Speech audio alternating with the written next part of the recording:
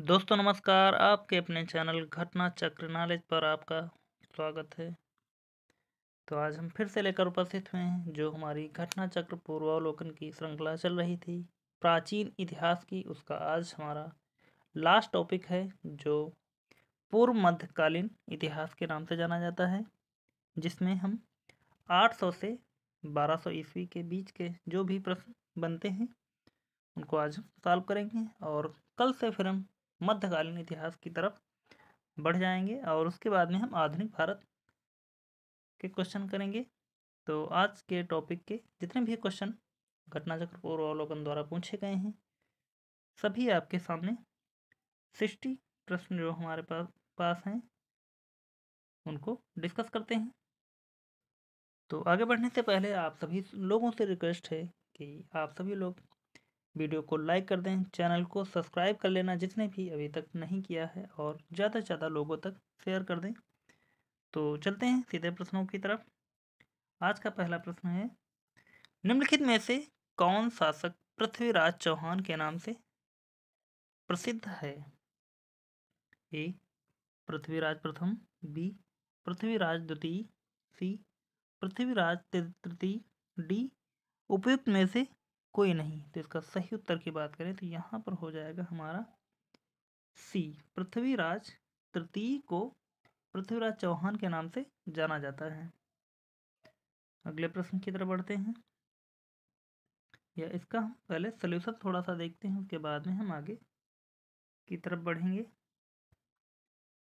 दिया है, अजमेर का शासक पृथ्वीराज तृतीय 1717 से 1177 से 1192 ईस्वी ही पृथ्वीराज चौहान के नाम से प्रसिद्ध है, जिसने 1191 ईस्वी में तराइन के प्रथम युद्ध में गौरी को पराजित किया था, परंतु 1192 ईस्वी में तराइन के द्वितीय युद्ध में उसकी पराजय हुई थी। अब हम अगले प्रश्न की तरफ बढ़ते हैं। अगला प्रश्न है, ताम्रलेख दर्शाते हैं कि प्राचीन काल में बिहार के राजाओं का संपर्क था।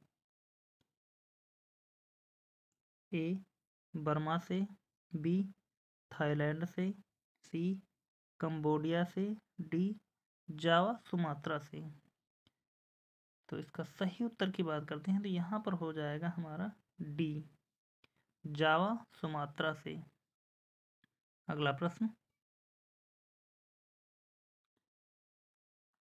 स्वर्ण भूमि का वह राजा कौन था जिसने नालंदा में एक बौद्ध विहार की स्थापना की तथा उसके रख रखाव हेतु अपने दूत द्वारा देवपाल से 5 गांव दान में देने के लिए प्रार्थना की?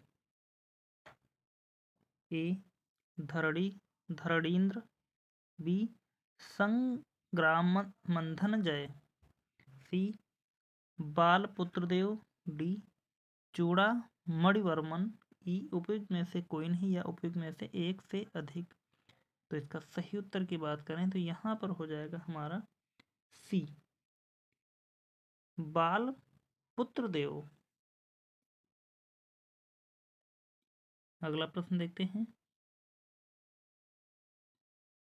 अगला प्रश्न है हमारा, गोविंद चंद्र गढ़वाल की एक रानी कुमार देवी ने धर्मचक्र जिन विहार कहाँ बनवाया था? ए बोधगया में, बी राजगृह में, सी कुशीनगर में, डी सारनाथ में। तो इसका सही उत्तर की बात करते हैं तो यहाँ पर हो जाएगा हमारा डी सारनाथ में।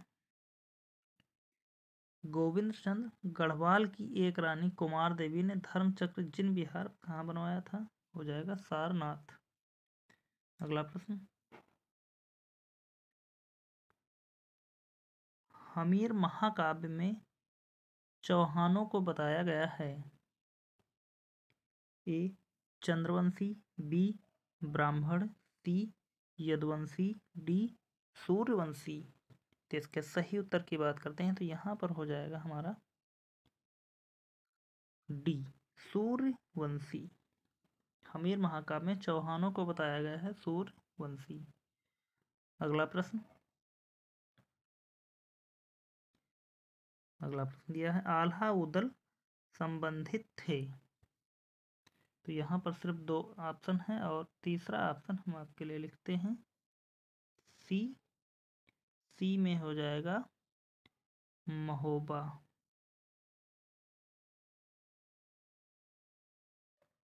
और डी की बात करते हैं तो डी में हो जाएगा पन्ना। अब देखते हैं यहाँ पर आल्हा उदल संबंधित थे। ए चंदेरी से, बी विदिशा से, सी महोबा से, डी पन्ना से। तो इसका सही उत्तर की बात करते हैं तो यहाँ हो जाएगा हमारा सी महोबा से। देखते हैं इसके सलूशन को, थोड़ा सा हम इनके इतिहास को जान लेते हैं। आल्हा उदल महोबा से संबंधित थे।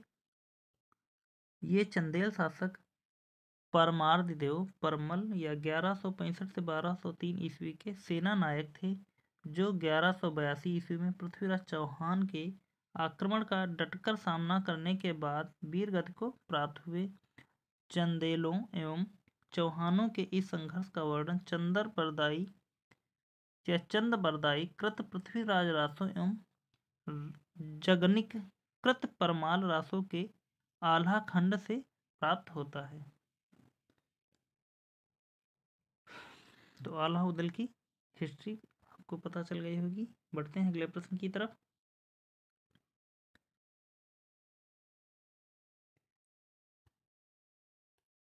पृथ्वीराज रासो के लेखक हैं ए कल्हड़, बी बिल्हड़, सी जयानक, डी चंदबरदाई। तो इसका सही उत्तर की बात करें तो यहाँ पर हो जाएगा हमारा उत्तर डी चंदबरदाई पृथ्वीराज रासो के लेखक हैं।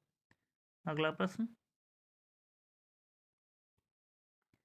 पृथ्वीराज विजय का लेखक कौन है? ए चंदबरदाई, बी पृथ्वीराज चौहान, सी जयानक, डी नयनचंद सूरी। तो इसके सही उत्तर की बात करें तो यहाँ हो जाएगा सी जयानक। पृथ्वीराज विजय का लेखक जयानक है। अगला प्रश्न देखते हैं। अगला प्रश्न है हमारा, निम्नलिखित युग्मों में से कौन एक सुमेलित नहीं है? ए अब्दुल रहमान हमीर रासो। कौन सा सुमेलित नहीं है? तो यहाँ पर सबसे पहले हमारा यही हो जाएगा अब्दुल रहमान, यही हमारा गलत है। और यहाँ चंद्रबरदाई पृथ्वीराज रासो सही है। जगनिक आल्हाखंड यह भी सही है। नरपत नाल बीसल देव रासो यह भी सही है। तो यह तीनों सही है। हमारा सुमेलित नहीं है तो ये हो जाएगा हमारा ए इसका सही उत्तर। अगले प्रश्न की तरफ देखते हैं। अगला प्रश्न है हमारा, निम्नलिखित राजपूत वंशों में से किसने 8वीं शताब्दी में दिल्ली शहर की स्थापना की थी? दिल्ली शहर की स्थापना की थी? ए परमार वंश, बी सोलंकी वंश, सी तोमर वंश, डी चौहान वंश। तो यहाँ बात करते हैं सही उत्तर की तो हो जाएगा हमारा सी तोमर वंश।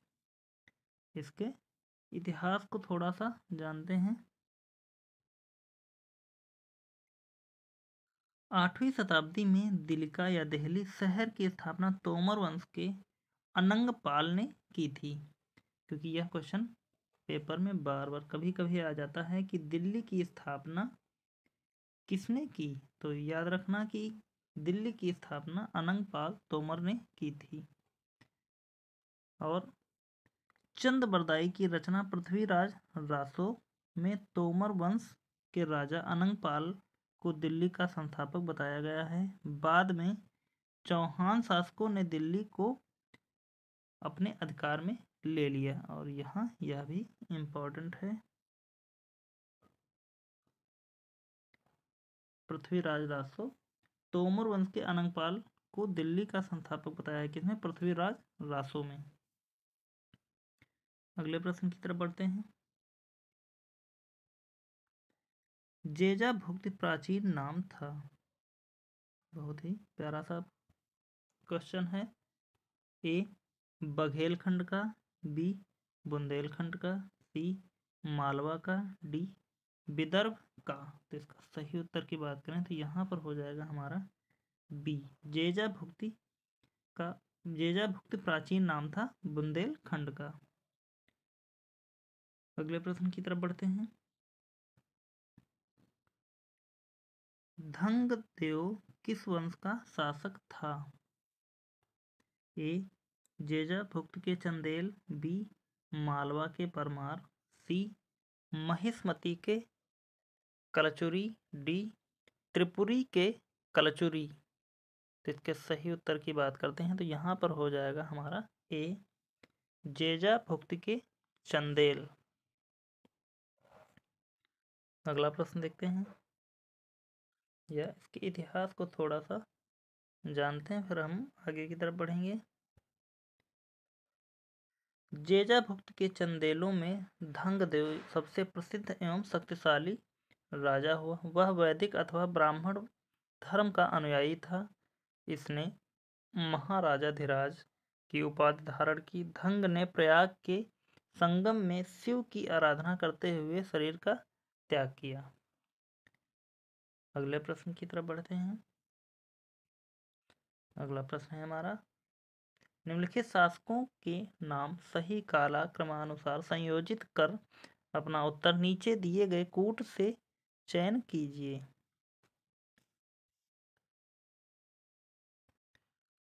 तो यहाँ अगर देखें कालक्रमानुसार सेलेक्ट करना है हमको, तो सबसे पहले आएगा हमारा फर्स्ट नंबर पर आ जाएगा नंबर 3 वाला, यानी कि यशो वर्मन। और फिर उसके बाद में आएगा धंग सेकंड नंबर पर, यानी कि 3 और 2 से स्टार्टिंग होगी तो हमारा ये वाला ऑप्शन इसका मिल जाएगा। और उसके बाद में मिल होगा 3 नंबर पर विद्याधर, और 4 नंबर पर आ जाएगा कीर्ति वर्मा। अगला प्रश्न देखते हैं, या इसके सॉल्यूशन को थोड़ा सा देखते हैं, फिर बढ़ते हैं अगले प्रश्न की तरफ। विकल्प में दिए गए शासकों का लगभग कालक्रम है। यशोवर्मा 930 से 950 ईस्वी, धंग 950 से 1000 ईसा पूर्व, विद्याधर 1019 से 1032 ईस्वी, तथा कीर्तिवर्मा 1060 से 1100 ईसा पूर्व। अब हम अगले प्रश्न की तरफ बढ़ते हैं। अगला प्रश्न है हमारा, चित्तौड़ के त्रिभुवन नारायण मंदिर को किसने बनवाया? ए राणा प्रताप ने, बी राजा धंग ने, सी परमार राजा भोज ने, डी पृथ्वीराज चौहान ने। तो इसके सही उत्तर की बात करते हैं तो यहाँ पर हो जाएगा हमारा सी राजा परमार राजा भोज ने। अगला प्रश्न देखते हैं।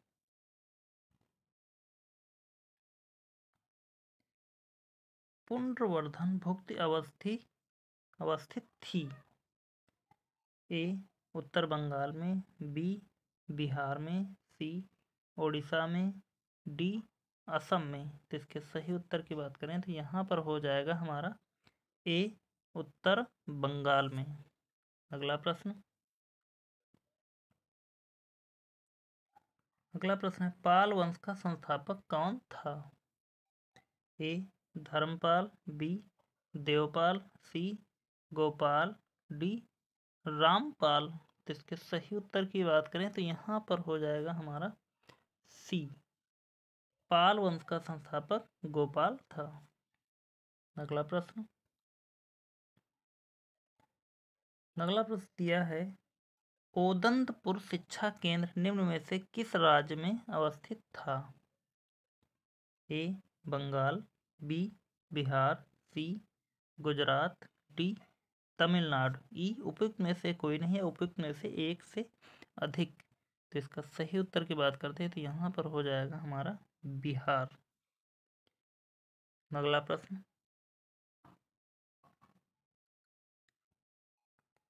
प्रश्न नंबर 18 दिया है, निम्नलिखित में से किसने सोमपुर महाविहार का निर्माण कराया था? ए कुमारगुप्त प्रथम, बी हर्ष, सी धर्मपाल, डी विजय सेन।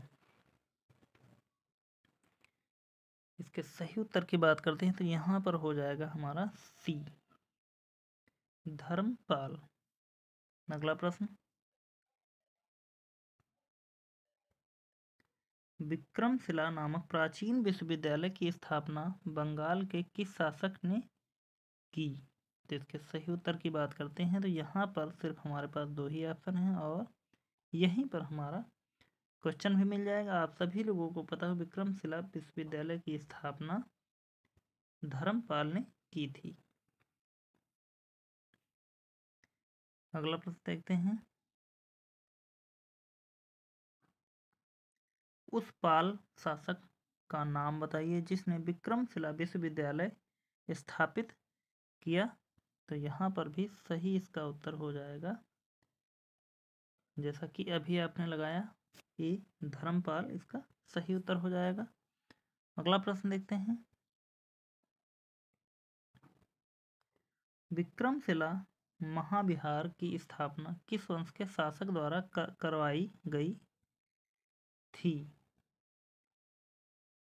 ए पुष्पभूति वंश, बी वर्मन वंश, सी सेन वंश, डी पाल वंश। तो इसके सही उत्तर की बात करते हैं तो यहाँ पर हो जाएगा हमारा डी पाल वंश।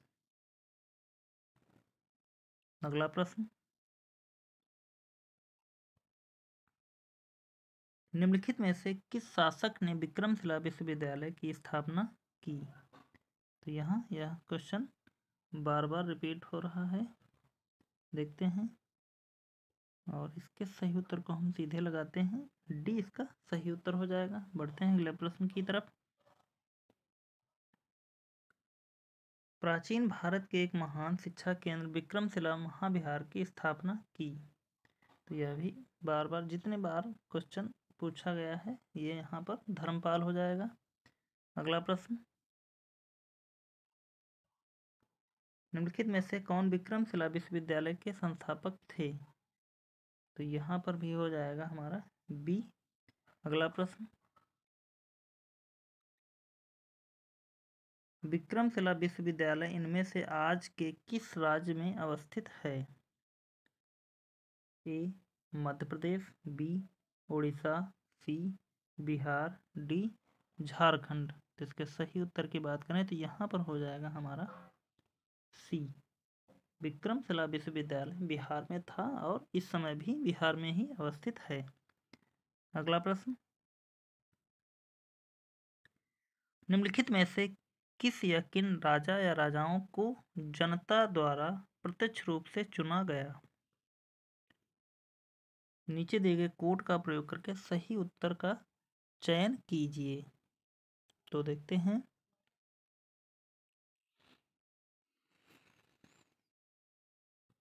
यहाँ पर बात करें तो गोपाल को प्रत्यक्ष रूप से जनता द्वारा चुना गया था और नंदी वर्मन पल्लव को, हर्षवर्धन को तो नहीं चुना गया था। तो यहाँ पर एक जहाँ होगा वो कट जाएगा, ये वाला ऑप्शन कटेगा, और 2 और 4 हमारा सही होना चाहिए, यानी कि 3 यशो वर्मन है तो ये भी हमारा यहाँ पर गलत हो जाएगी, यानी कि 1 और 3 गलत हो जाएंगे तो हमारे ये दोनों ऑप्शन भी कट जाएंगे और सी वाला ऑप्शन बच जाएगा। अगला प्रश्न देखते हैं, निम्नलिखित में से किसने राष्ट्रकूट साम्राज्य की नींव रखी? ए अमोघवर्ष प्रथम, बी दंतीदुर्ग, सी ध्रुव, डी कृष्ण। तो इसका सही उत्तर की बात करते हैं तो यहाँ पर हो जाएगा हमारा डी, कृष्ण प्रथम। अगला प्रश्न, अगला प्रश्न दिया है, निम्नलिखित में से किसने हिरण्यगर्भ धार्मिक कार्य कराया था? ए मयूर शर्मन, बी हरिश्चंद्र, सी दंतिदुर्ग, डी हर्ष। तो इसके सही उत्तर की बात करते हैं तो यहाँ पर हो जाएगा हमारा, तो इसका क्वेश्चन हिरण्यगर्भ धार्मिक कार्य कराया था, तो ये क्वेश्चन कुछ डाउट में है, तो इसका हम क्वेश्चन छोड़ते हैं। इसके आंसर के लिए आपको हम कमेंट बॉक्स में बताते हैं। अगले प्रश्न की तरफ बढ़ते हैं।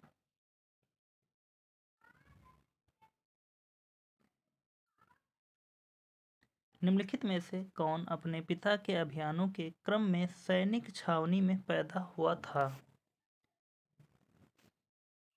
ए अमोघ वर्ष राष्ट्रकूट, बी भोज परमार, सी धर्मपाल, डी नागभट्ट सेकंड प्रतिहार। तो इसके सही उत्तर की बात करते हैं तो यहाँ पर हो जाएगा हमारा ए अमोघ वर्ष राष्ट्रकूट। अगला प्रश्न,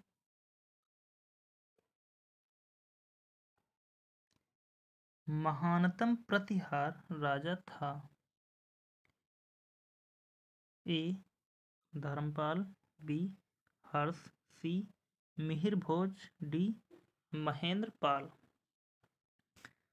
तो इसके सही उत्तर की बात करते हैं तो यहाँ पर हो जाएगा हमारा सी। और अभी जो क्वेश्चन हमने छोड़ा है आप इसका उत्तर हमें कमेंट में बताएंगे। अगला प्रश्न देखते हैं,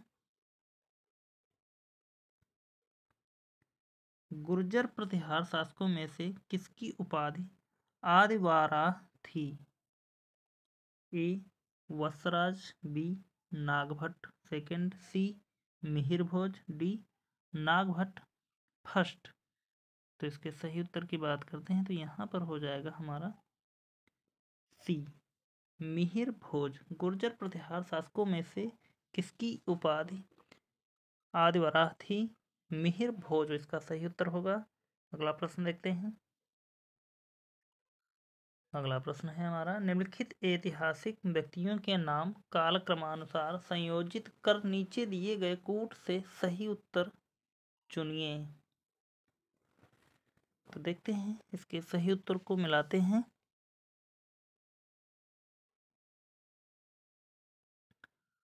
सबसे पहले देखें तो यहाँ पर वत्स राज आ जाएगा, वत्सराज प्रथम नंबर पर होगा। और दूसरे नंबर पर अगर देखें तो यहाँ हो जाएगा नागभट्ट। तो 4 और 1 से स्टार्ट होगा और बी वाला ऑप्शन हमको मिल जाएगा, यानी कि 3 नंबर पर होगा सी, यानी कि महेंद्रपाल। और 4 नंबर पर हो जाएगा महिपाल। अगला प्रश्न देखते हैं, निम्नलिखित में से कौन सा शासक गुर्जर प्रतिहार राजवंश से संबंधित नहीं है? A Nagabhata second, B Mahendrapala first, C Devapala, D Bhartri Bhatta first. तो इसके सही उत्तर की बात करें तो यहाँ पर हो जाएगा हमारा डी भरत्र भट्ट प्रथम। अगला प्रश्न, अगला प्रश्न है, महान जैन विद्वान हेमचंद्र जिसकी सभा को अलंकृत करते थे, किसकी सभा को अलंकृत करते थे? ए अमोघवर्ष, बी कुमारपाल, सी जयसिंह सिद्धराज, डी विद्याधर। तो इसके सही उत्तर की बात करते हैं तो यहाँ पर हो जाएगा हमारा बी कुमारपाल। अगला प्रश्न देखते हैं, निम्नलिखित में से किसे एक नया संवत चलाने का यश प्राप्त है? ए. धर्मपाल, बी. देवपाल, सी. विजयसेन, डी. लक्ष्मण सेन। तो यहाँ पर सही उत्तर की बात करते हैं तो यहाँ पर हो जाएगा डी. लक्ष्मण सेन। अगला प्रश्न देखते हैं। दिया है लक्ष्मण संवत का प्रारंभ निम्नलिखित किस वंश द्वारा किया गया था? ए. प्रतिहारों द्वारा, बी. पालों द्वारा, सी. चौहानों द्वारा, डी. सेनों द्वारा। तो इसके सही उत्तर की बात करते हैं तो यहाँ पर हो जाएगा डी. सेनों द्वारा लक्ष्मण संवत का प्रारंभ किया गया था। अगला प्रश्न देखते हैं।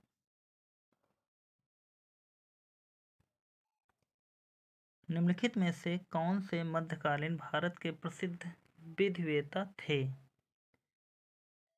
ए या बी। इनमें से हमको कूट से मिलाना है तो मिलाते हैं। आइए,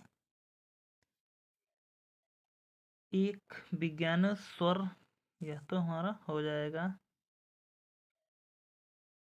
हेमाद्री, यह भी होगा राजशेखर, इसमें से तो कुछ डाउट है, यह नहीं होगा। जीमूतवाहन, यानी कि ये भी हो जाएगा तो हमारा सही उत्तर निकल कर आ जाएगा 1, 2 और 4। विज्ञानेश्वर, हेमाद्री और जीमूतवाहन मध्यकालीन भारत के प्रसिद्ध विद्ववेत्ता थे। अगला प्रश्न देखते हैं। महान संस्कृत कवि एवं नाटककार राजशेखर निम्न में से किसके दरबार से संबंधित थे? ए. राजा भोज, बी. महिपाल, सी. महेंद्रपाल प्रथम, डी. इंद्र तृतीय। तो बात करते हैं इसके सही उत्तर की तो यहाँ पर हो जाएगा बी और सी। यहाँ पर दोनों ऑप्शन हमारे सही हो जाएंगे, यानी कि राजा भोज और महिपाल। अगले प्रश्न की तरफ बढ़ते हैं।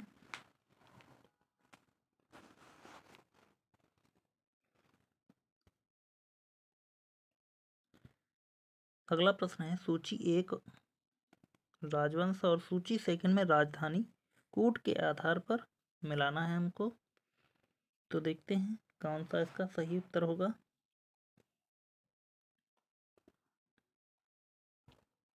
प्रतिहार वंश। तो प्रतिहार वंश की राजधानी अगर देखें तो ये हो जाएगा हमारा गुर्जर प्रतिहार वंश हो जाएगा कन्नौज।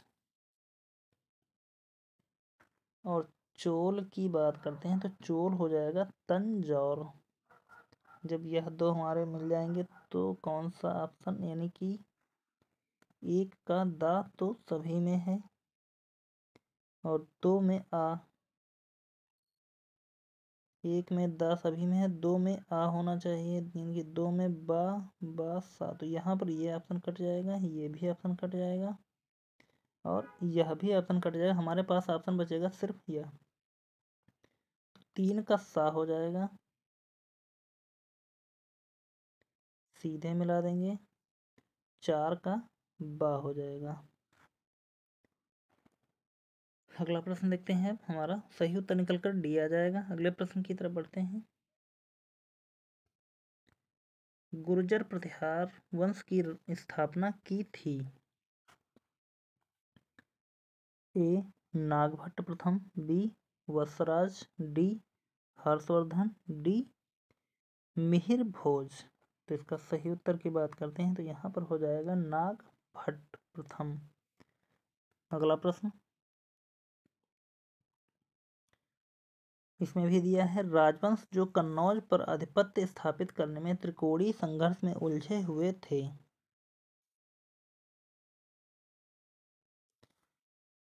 तो देखते हैं, यहाँ कोड से हमको मिलान करना है।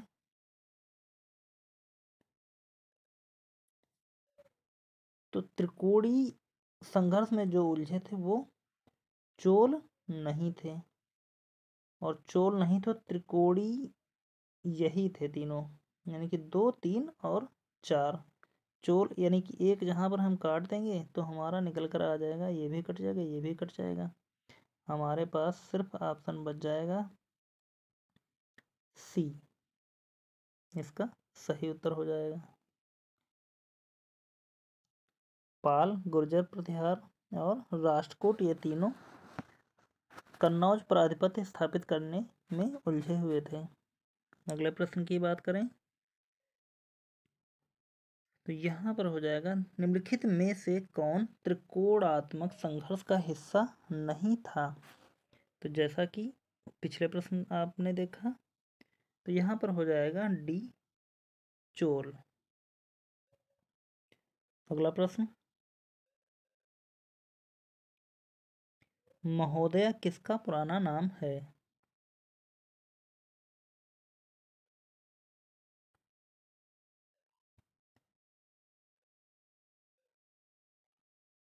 ए इलाहाबाद का, बी खजुराहो का, सी कन्नौज का, डी पटना का।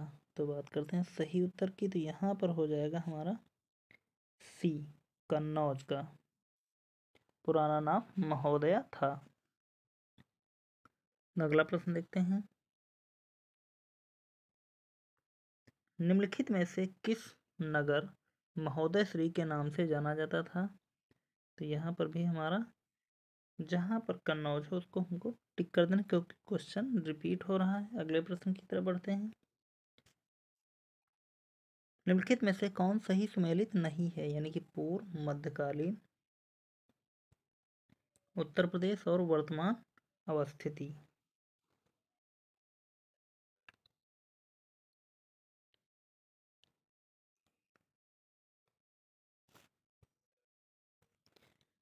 तो यहाँ पर अगर देखें, कोल या कोयल अलीगढ़ सुमेलित है। महोत्सव नगर यानी कि महोबा, यह भी सुमेलित है। महोदय श्री, इसको भी कन्नौज के नाम से जानते थे, तो यह भी हमारा सही है। जेजा भुक्ति, जेजा भुक्ति कौसाम्बी को नहीं कहते हैं, यह बुंदेलखंड था। नहीं, बुंदेलखंड यहाँ पर नहीं लगाएंगे, तो इसका सही उत्तर हम लगा देंगे सीधे जेजा भुक्ति। और बढ़ते हैं अगले प्रश्न की तरफ, यहाँ पर हम सीधे इनका मिलान देखेंगे। कोल या कोयल अलीगढ़ हो जाएगा, महोत्सव नगर महोबा हो जाएगा, महोदय श्री कन्नौज हो जाएगा और जेजा भुक्ति बुंदेलखंड हो जाएगा। अगला प्रश्न देखते हैं,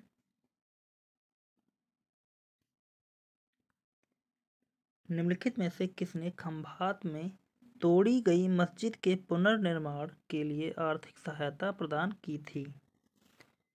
ए चामुंडराय, बी जयसिंह सिद्धराज, सी कुमारपाल, डी महिपाल देव। इसके सही उत्तर की बात करते हैं तो यहाँ पर हो जाएगा हमारा बी, जयसिंह सिद्धराज। अगला प्रश्न, है परमार वंश का संस्थापक कौन था। ए अजयपाल, बी कनकपाल, सी कनकराव, डी जगतपाल। तो इसके सही उत्तर की बात करते हैं तो यहाँ पर इनमें से कोई भी ऑप्शन सही नहीं है। तो इस प्रकार हम इस क्वेश्चन को छोड़ देते हैं और अगले प्रश्न की तरफ बढ़ते हैं।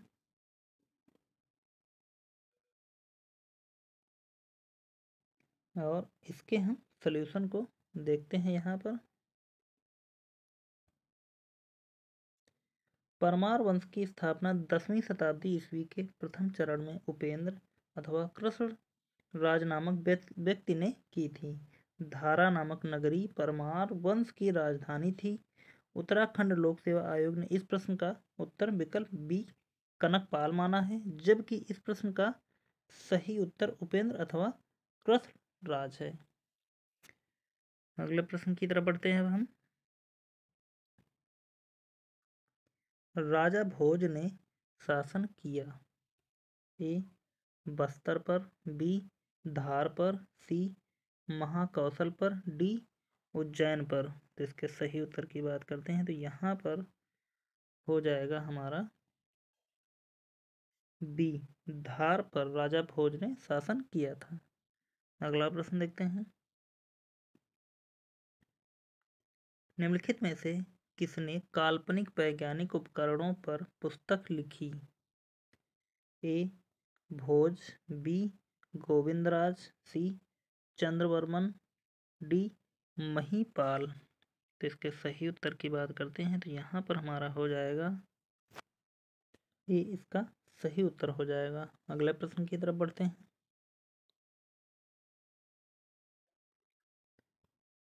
अगला प्रश्न है, भोजशाला मंदिर की अधिष्ठात्री देवी हैं? ए भगवती दुर्गा, बी भगवती पार्वती, सी भगवती लक्ष्मी, डी भगवती सरस्वती। इसके सही उत्तर की बात करते हैं यहाँ पर तो हो जाएगा हमारा डी भगवती सरस्वती। अगला प्रश्न, इनमें से कौन परमार वंश का शासक नहीं था?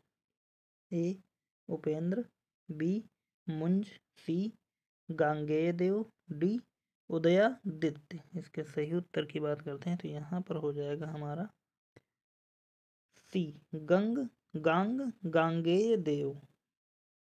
अगले प्रश्न की तरफ बढ़ते हैं। यह कुछ इम्पोर्टेंट तथ्य जो हैं उनको हम जान लेते हैं जो हमारे प्रश्नों के लिए बहुत ही महत्वपूर्ण है। बोध का प्रसिद्ध स्थान एक तरफ है और दूसरे तरफ उनका क्षेत्र है। तो बोध गया कहाँ स्थित है? बिहार। खजुराहो कहाँ? बुंदेलखंड में। शिरडी अहमदनगर महाराष्ट्र में। नासिक महाराष्ट्र में। तिरुपति रायलसीमा आंध्र प्रदेश में। आगे बढ़ते हैं। गौड़ बहू के रचयिता थे? ए हरिशेण, बी आर्यभट्ट, सी वाकपति, डी बाणभट्ट। तो इसके सही उत्तर की बात करते हैं तो यहाँ पर हो जाएगा हमारा सी वाकपति। अगला प्रश्न देखते हैं। प्रश्न नंबर 55 दिया है, मध्यकालीन भारत के आर्थिक इतिहास के संदर्भ में शब्द अर्घट्टा किससे निरूपित करता है? ए बंधुआ मजदूर, बी सैन्य अधिकारियों को दिए गए भूमि अनुदान, सी भूमि की सिंचाई के लिए प्रयुक्त जलचक्र वाटर हील, डी कृषि भूमि में बदली गई बंजर भूमि। तो इसके सही उत्तर की बात करें यहाँ पर तो हो जाएगा हमारा सी भूमि की सिंचाई के लिए प्रयुक्त जल चक्र या वाटर व्हील। अगला प्रश्न देखते हैं। कश्मीर का अकबर का नाम से प्रसिद्ध सुल्तान था? ए सुल्तान शमसुद्दीन शाह, सी बी सुल्तान कुतुबुद्दीन, सी सुल्तान सिकंदर, डी सुल्तान जैनुलाब्दीन। ई उपयुक्त में से कोई नहीं। तो इसका सही उत्तर की बात करते हैं तो यहाँ पर हो जाएगा हमारा कश्मीर का अकबर के नाम से प्रसिद्ध था जो सुल्तान वो था सुल्तान जैनुलाब्दीन। अगला प्रश्न देखते हैं। कर्नाट वंश का संस्थापक कौन था? ए नान्यदेव, बी नरसिंहदेव, सी विजयदेव, डी हरिदेव। तो यहाँ सही उत्तर की बात करें तो हो जाएगा हमारा ए नान्यदेव। कैसे कैसे क्वेश्चन पूछे जा रहे हैं आप देख रहे होंगे कि कभी नहीं पता चलता कि कौन बीपीएससी कहाँ से क्वेश्चन उठा रहा है। और यह प्री 2016 में पूछा हुआ प्रश्न है। अगले प्रश्न की तरफ बढ़ते हैं। कर्नाट वंश का अंतिम शासक कौन था? ए हरि सिंह, बी राम सिंह, सी मति सिंह, डी श्याम सिंह। तो यहाँ सही उत्तर की बात करें तो हो जाएगा ए, हरि सिंह कर्नाट वंश का अंतिम शासक था। अगला प्रश्न और आज का लास्ट प्रश्न है, कुरुशपाल शिलालेख में किस राजा के बारे में जानकारी मिलती है? ए, हर्षगुप्त, बी, महाप्रवराज, सी, सोमेश्वर प्रथम, डी, महाशिवगुप्त बालार्जुन। तो इसके सही उत्तर की बात करते हैं तो यहाँ पर हो जाएगा सोमेश्वर प्रथम। तो उम्मीद करता हूँ कि आप सभी लोगों ने वीडियो को पूरा देखा होगा और आप सभी लोगों को इसके क्वेश्चन सभी लोगों को पसंद आए होंगे। तो सभी लोगों ने वीडियो को लाइक कर दिया होगा। यदि लाइक नहीं किया है तो प्लीज़ सभी लोग लाइक कर दें और चैनल को सब्सक्राइब कर लें और ज़्यादा से ज़्यादा लोगों तक शेयर कर दें। तो आज हम प्राचीन भारत के इतिहास को पूर्ण रूप से समाप्त कर चुके हैं। जितने भी पूर्वावलोकन घटना चक्र पूर्वावलोकन द्वारा पूछे गए थे अब तक, अब हम कल से दिल्ली सल्तनत या मिडिवल हिस्ट्री के क्लास लाएंगे आपके सामने और उसके बाद में हम आधुनिक भारत फटाफट पेपर के पहले ही समाप्त कर लेंगे। तो मिलते हैं फिर अगले वीडियो में, तब तक के लिए धन्यवाद। जय हिंद।